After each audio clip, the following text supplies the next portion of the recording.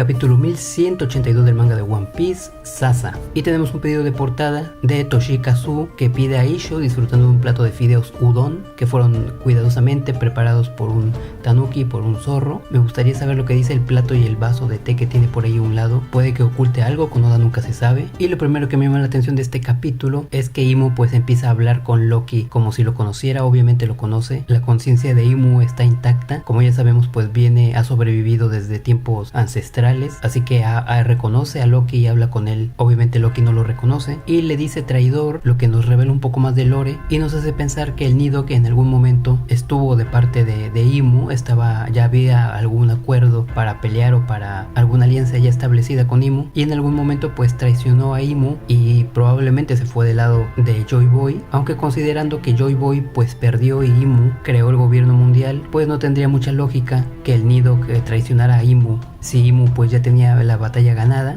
Ya iremos viendo el lore de esto. También hay que decir que el 1181, el capítulo pasado, terminó con Imu apuntando a Loki con sus dedos, y este 1182 pues parece que olvida completamente eso. No hubo un ataque al principio de este capítulo, y después cuando Imu se percata de la nieve alrededor pues empieza a hablar de la nieve con términos científicos. Aquí la traducción varía dependiendo del scanlation, y pues me llama la atención que Imu, a pesar de ser un ser ancestral, pues parece que tiene conocimientos modernos de ciencia por la manera en la que habla, lo cual nos indica que no solamente es fuerte sino que también es inteligente, y reconoce a Ragnir como otro personaje con el que seguramente interactuó. Descubre que todo este tiempo estuvo esperando a alguien digno para servirle, exactamente como en el pasado, y se nos revela la fruta de Ragnir, que es la zoan mitológica Risu Risu modelo Ratatosk. Francamente tenía mis dudas acerca de que tuviera una Akuma no Mi, pero aquí se revela, solamente que Oda tardó en revelarlo, y parece que Ragnir pues tampoco lo recuerda estando en este nuevo cuerpo. Volvemos otra vez a este tema tan interesante para mí acerca de los objetos que comen Akuma no Mis. Es uno de los grandes misterios, probablemente no es muy popular, pero a mí realmente me interesa saber cómo es que una cosa, un objeto puede comer una Akuma no Mi, y tenía muchas ganas de ver la resolución o la explicación de esto en la saga, en el arco de Egghead por parte de Vegapunk. Que hubiera sido interesante que nos contara sobre esto, pero pues desafortunadamente no se nos dijo absolutamente nada. Va a ser un poco anticlimático que se nos revele todo esto posteriormente. Creo que Egghead era la saga para revelar no solamente sino otros misterios del mundo de One Piece, y este reconocimiento que hace Imu de Ratatosk en el cuerpo de Ragnir, con esta nueva personalidad, con esta nueva identidad, pues hace que otra vez se avive el tema sobre las Akuma no Mi. Se revelan más misterios, el hecho de que un alma puede estar dentro de una fruta. Anteriormente sabíamos que eran demonios, aunque no estaba 100% claro porque era más una superstición del mundo de One Piece que un demonio, o que los demonios habitaban las Akuma no Mi. Me hubiera gustado que esto también lo desmintiera o lo confirmara Vegapunk en el arco de Egghead. No fue así, pero con esta nueva información pues sabemos que animales o almas de animales o de seres mitológicos que existieron en algún momento pueden ser contenidas en las Akuma no Mi. Las Zoans, por ejemplo, en este caso Ratatosk, un ser mitológico que realmente existió en el mundo de One Piece, pudo de alguna forma conservarse dentro de una fruta, lo que significa que todas las criaturas mitológicas del mundo de One Piece realmente existieron en algún momento. Y si esa es la regla para las tipos Zoan mitológicas, pues también es la regla para las tipos Zoan naturales. Así que criaturas como el Fénix llegaron a existir en algún momento. Y un caso muy interesante es el de Sengoku, que tiene la fruta del Buda, lo que significa que Buda existió en el mundo de One Piece. Eso se me hace muy interesante porque Buda es un personaje muy complejo ya en nuestro mundo. No sé cómo lo va a adaptar Oda en el mundo de One Piece, porque es bastante difícil que sea exactamente como en nuestro mundo. Y en cuanto a las Zoans prehistóricas, pues podríamos decir con esta nueva información que las almas de los dinosaurios que existieron en algún momento en el mundo de One Piece, pues también encontraron la forma de transmigrar sus almas a frutas, a Akuma no Mi. Aunque aquí hay un pequeño detalle, porque si bien el alma o la esencia de Joy Boy, del Nidok y de Ratatosk pues son de personajes que existieron hace muchos años, en el caso de los dinosaurios es diferente, porque si bien también pudieron haber existido hace muchos años, igualmente existen en la actualidad, como el caso de Sasaki, que tiene la fruta del Triceratops, y Zoro en Little Garden encontrándose con un Triceratops real. Así que me pregunto si un Triceratops antiguo transmigró a esta fruta, si uno reciente de esta época lo puede hacer, lo que significa que también seres vivos o seres conscientes pueden transmigrar a frutas frutas en la actualidad. Es bastante confuso, hay mucho lore que analizar. Volviendo con lo de Ratatosk, que es un objeto que comió una Akuma no Mi, pues me recuerda mucho a la espada Fanfreak de Spandam, que es una espada que comió la Akuma no Mi del elefante. Y se podría pensar que Spandam obtuvo este objeto, no sé, probablemente por una petición que hizo a Vegapunk. Sabemos que Vegapunk trabajaba para el gobierno, así que había lazos, conexiones. Pudo haber sido un regalo o haberla mandado a pedir. Vegapunk, al trabajar para el gobierno, pues no le quedaba otra opción que acceder. Además, para él probablemente era muy fácil, muy sencillo hacer que un objeto comiera una Akuma no Mi. Y de esa forma Spandam pudo obtener, por su puesto, por su cargo, por su estatus en el gobierno, pues un objeto con una Akuma no Mi. El problema viene con Wano cuando encontramos a esta tetera en casa de Otama, que también comió una Akuma no Mi, la Akuma no Mi del mapache, del tanuki. Y aquí se rompe por completo lo dicho anterior, porque Tama pues era extremadamente pobre, aislada en un país que también estaba aislado. Obviamente no tenía el estatus y las conexiones para que Vegapunk o algún otro científico le regalara un objeto con una Akuma no Mi, lo que me hace pensar que el proceso de poseer un objeto con una Akuma no Mi pues es más casual y más natural de lo que parece, lo que aviva más el misterio de cómo es que un objeto puede comer una Akuma no Mi. Podría especular diciendo que las Akuma no Mi pues al encontrar un objeto por propia voluntad trasladan su alma al objeto. Es bastante loco, pero no encuentro otra explicación. Luego tenemos el caso de las Smile, que me pregunto si el alma o la esencia de los animales de las frutas Smile también son almas reales. Y de ser así, pues César habría encontrado la forma de clonar almas, lo cual me parece bastante difícil. Todo esto en base de lo que estamos viendo en este 1182, el hecho de que Ratatosk realmente existió en algún momento en la historia del pasado de One Piece y ahora ha decidido reencarnar en un martillo, por así decirlo. Y luego tenemos el caso de las Logia y de las Paramecia. En el caso de las Paramecias, pues no estamos hablando de entidades vivas, al igual que el caso de las Logias, que tampoco los elementos son seres conscientes. Ahí podría entrar el tema de Vegapunk, de la imaginación, de lo que imaginaron los niños en algún universo que se manifestó en el de One Piece. Y volviendo con lo de Ratatosk y lo de Ragnir, pues no me pasó por la cabeza que Ragnir tuviera la fruta de Ratatosk. Ya había hablado de hecho de este ser que sí pertenece a la mitología nórdica, esta ardilla que escalaba el Yggdrasil llevando noticias inventadas entre el Nidhogg y el águila que vive en la punta del árbol, haciendo que ambos se odiaran. No me pasó por la cabeza que Ratatosk de hecho llegó a existir en el mundo de One Piece, pero ahora vemos que sí. Y luego tenemos el ataque con Loki y lanza pues un trueno de su boca, y Ragnir genera una especie de bruma muy helada, al parecer lo suficientemente helada para convertir los relámpagos en balas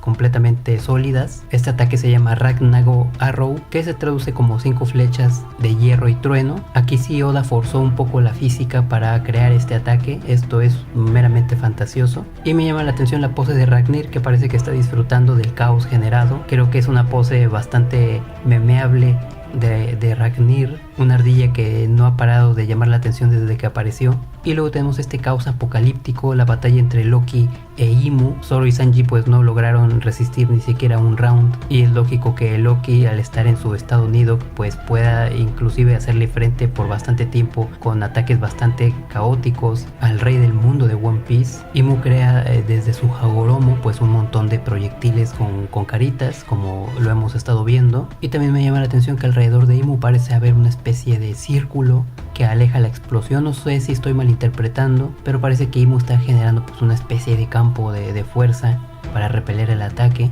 Y una de las cosas que más me gustó de este 1182 es una referencia de nuevo a México. Empezamos a reconocer un patrón en Imu en sus ataques. Primeramente hizo un ataque físico con su espada llamado Némesis, en referencia a una diosa griega, y ahora tenemos otra referencia de deidades o criaturas mitológicas de la cultura mexica llamados Itzimil, que eran deidades que intentaban impedir que naciera el sol, que saliera el sol todas las mañanas. Estaban en constante guerra con el sol, lo cual por ahí también tiene un guiño a esto de Nika, el dios del sol, e Imu tratando de impedirlo. y las Sitsimime, que Sitsimime es el plural de Sitsimil. Estos seres pues eran extremadamente gigantescos, con cuerpos aparentemente femeninos, con ojos en las rodillas y en los codos, en las extremidades, con rostros calavéricos completamente, víboras saliéndoles pues de la parte inferior del cuerpo. Tengo que decir que las Sitsimime son mi ser mitológico mexica favorito, son completamente apocalípticas, dan un terror atroz, no solamente por su apariencia sino por su enorme tamaño. No soy muy fan de generar imágenes a través de inteligencia artificial, pero generé esta que es más o menos como me las imagino. Parece que Oda volvió a hacer su tarea y en esta ocasión con la cultura mexicana, así que estoy más que complacido. Ojalá que Oda se hubiese dado el tiempo de crear un arco específico para México, el arco de Shishano, que es el reino que representa México en el mundo de One Piece. Ya hemos visto algunos pequeñísimos vistazos de esta cultura mexicana representada en One Piece, como el Rey Tacos y como lo que yo creo que es el reino de Shishano, que pues salió brevemente, donde sus habitantes parecen tener todo sombrero mexicano y patrones mexicanos en su ropa. Y volviendo al capítulo, tenemos esto de Vegapunk, que dice que no se le hace extraño a Vegapunk que las luchas por el poder hayan creado una oscuridad muy profunda, lo que significa que Vegapunk es consciente de que hubo más seres y que había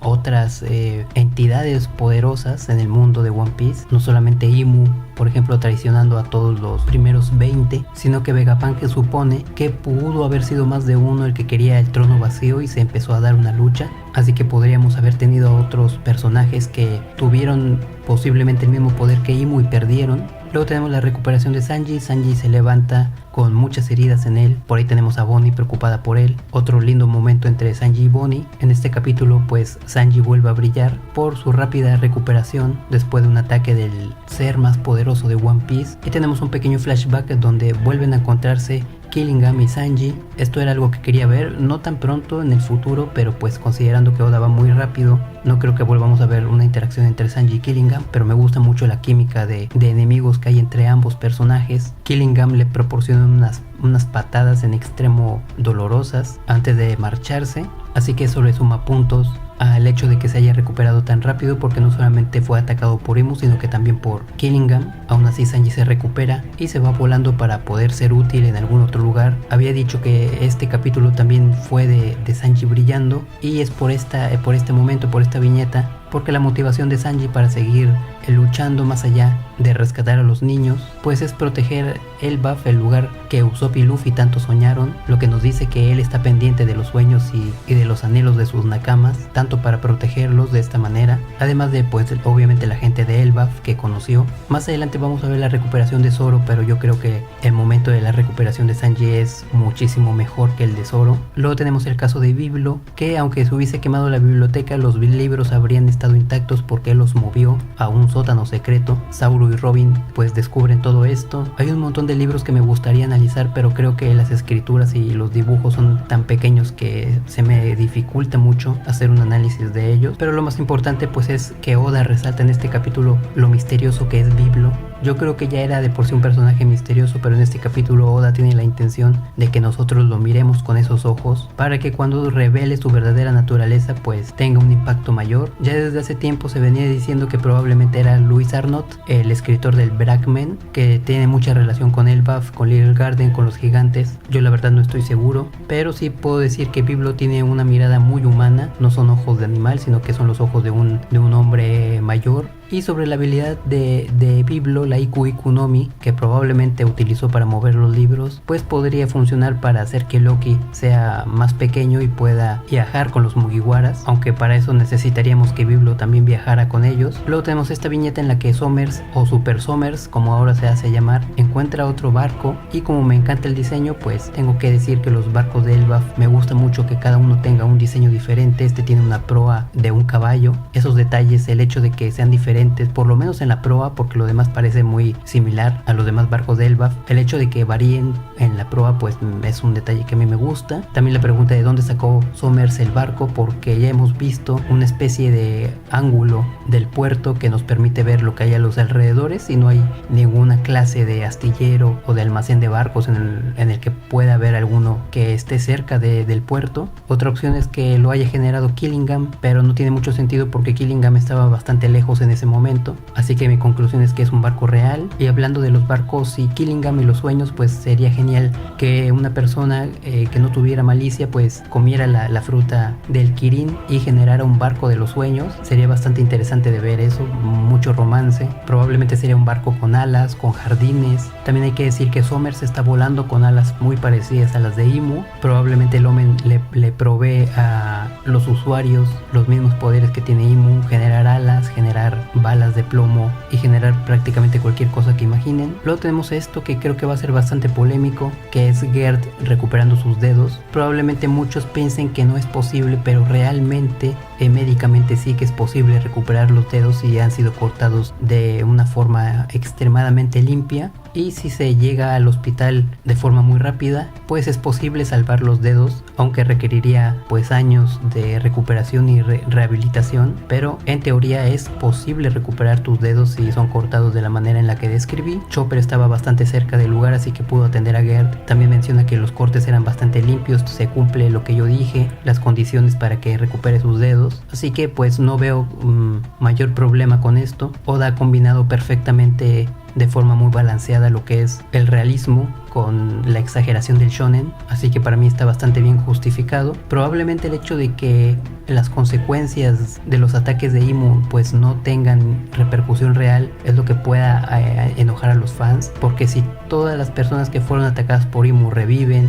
o se curan, pues realmente significa que Imu no dejó o no hizo gran daño, y eso podría ser decepcionante. Yo también comparto ese pensamiento, pero hay que recordar que Oda pues no le gusta matar a sus personajes, les tiene mucho cariño, ya lo ha dicho en entrevistas, así que desde hace muchos años que entiendo yo esto. Luego tenemos un momento entre Gerd y Rodo, donde Gerd pues recordemos que le tenía mucho asco a Rodo. Ahora parece que cambia su opinión sobre él por haber ido a rescatar a su hermano, y parece que estos dos pues pueden terminar estando juntos. A Oda no le gusta el romance. Si esto pasa lo veremos por ahí en alguna viñeta muy apartada o algo así. Yo la verdad personalmente no soy muy fan de Gerd por el comportamiento que ha tenido desde que inició el arco de Elbaf, ya lo he dicho cuando ha salido. En cambio Rodo es un personaje que me gusta bastante, pero si Oda planea dejarlos juntos pues bueno, está bien. Y lo que sí me llamó la atención y se me hizo un poco forzado en el mal sentido fue que Stanzen esté por ahí sonriendo como si nada. Hay que recordar que a Stanzen le cortaron la pierna entera y esa no se recupera aunque sea un corte limpio, aunque vayas al hospital. Si pierdes la pierna, la pierdes. No creo que ninguna medicina pueda ayudar a eso, ni siquiera Chopper. Y lo vemos por ahí como si nada. No estoy seguro si está sentado o parado, porque por ahí está Oimo, que es, no sé si es más grande que Stanzen. No veo la forma en que Stanzen recupere la pierna. Oda simplemente se la volvió a colocar, pues sí sería algo molesto, porque hasta el shonen tiene sus límites. Aquí lo vemos completamente como si nada, sonriendo, así que eso me llamó la atención. Luego tenemos la recuperación de Zoro, ya vimos la de Sanji. Se saca 3 balas de acero del cuerpo, lo que nos indica que Imu puede generar materia a partir de su Omen, así que probablemente las alas que porta pues sean alas biológicas reales, como lo son las balas de acero que se sacó Zoro. No vimos el momento de su recuperación, así que no sabemos si fue extremadamente rápida como la de Sanji o tardó un poco más. Lo que sí es que admite que si no tuviera la ayuda de Goldberg pues le habría tomado una eternidad llegar hasta donde quiere llegar. Probablemente lo dice porque Goldberg pues es un gigante y se traslada mucho más rápido que lo haría Zoro, y no es porque lo haya ayudado o curado, aunque lo veo por ahí con unos vendajes. Desconozco quién fue la persona que lo vendó. Y luego tenemos el momento en el que estos dos se encuentran en el camino. Hacemos un cambio de personajes, ahora Zoro parece dirigirse hacia donde está Imu y Sanji parece ir a encargarse de el Muma que va a generar Killingham. Tienen por ahí un momento de rivalidad en el que uno le pide al otro tomárselo en serio, y pues por fin aparece el plato fuerte de este 1182, Sasa, el dios de la lluvia, en forma de Muma. Muy importante recalcar esto, una viñeta espectacular, más revelaciones. Tengo que decir que me spoileé desgraciadamente la apariencia de este personaje. Se supone que ya habían caído los filtradores de One Piece. Es bastante molesto enterarte de lo que va a pasar en el capítulo por posteos en redes sociales. Si bien los scanlations también son ilegales, pues no andan por ahí publicando los spoilers del capítulo. Lo primero que pensé cuando vi este personaje fue que era una Tenryubito, o que el poder del dios de la lluvia lo poseía este Tenryubito que está en pantalla. Por las similitudes del flequillo de los ojos, bueno, los Oda dibuja los ojos femeninos casi iguales, y por el velo que tiene en la boca, pero solo fueron coincidencias visuales. Y pues vamos a hablar de la estética, de lo que más me llama la atención, lo que más me interesa, que es lo visual. Para empezar, pues lo más llamativo es que tiene un Hagoromo de agua y tiene 6 cuentas también de agua colgando. Muy interesante que Oda le haya puesto personalidad o un diseño diferente a cada Hagoromo dependiendo de cada dios. Por ejemplo, Luffy, el Hagoromo que tiene pues es de nubes blancas. Ya vimos el Hagoromo de Imu, que es un círculo de fuego negro con ojos. También tiene su personalidad. Y el Hagoromo de Sasa, el dios de la lluvia, pues es este, que también es bastante original. Me pregunto cómo va a ser el verdadero, porque este es un Muma. Y vemos también un patrón que se repite en el cuerpo de Sasa, que es una especie de abalorios o de cuentas que tiene por todo el cuerpo. Una de las formas más sencillas de representar el agua, la lluvia, el líquido, de una forma visual que no esté en movimiento, porque la lluvia constantemente está cayendo. Así que el dibujante, en este caso Oda, necesita un recurso para representar el agua, la lluvia, el líquido, y ha elegido algo bastante ingenioso, que son las cuentas, me imagino que translúcidas, o por lo menos de un azul muy transparente. Me pareció bastante inteligente lo que hizo Oda para representar la lluvia en el cuerpo de Sasa. Y también podemos ver que sus brazos, bueno, que todo su cuerpo es translúcido, y se puede ver el agua de la lluvia meciéndose y moviéndose alrededor de sus extremidades, lo cual me encanta. Es probablemente uno de los diseños que más me gusta. La cara es el único lugar que parece que no es translúcido, que no es transparente. También tiene obviamente 4 brazos, así que es aún más llamativo el diseño. Tiene un sombrerito que no me recuerda a nada previo, pero también le da bastante personalidad al personaje. Y el hecho de que se pueda ver el agua a través de su cuerpo, pues me recuerda a estos muñecos que están rellenos de agua, a los que puedes apretar y que puedes estirar. Creo que es algo así el cuerpo de Sasa, pues tiene que ser sólido para que pueda moverse, golpear, pelear, recibir daño, porque el agua, pues al no ser un sólido, pues estaría desparramándose a cada instante, y para un dibujante pues eso es bastante complicado, porque tienes que definir el cuerpo de tu personaje, y para eso tiene que ser sólido. Entonces la forma en la que Oda resolvió esto fue de esa manera: crear un cuerpo sólido, sí, pero que fuese translúcido y lleno de agua. Supongo que la parte exterior o la piel de Sasa es de algún material viscoso, o de algún material como slime o como goma, lo suficientemente sólido para poder desplazarse y agarrar, golpear, pero siendo fiel al hecho de que es de lluvia, de agua.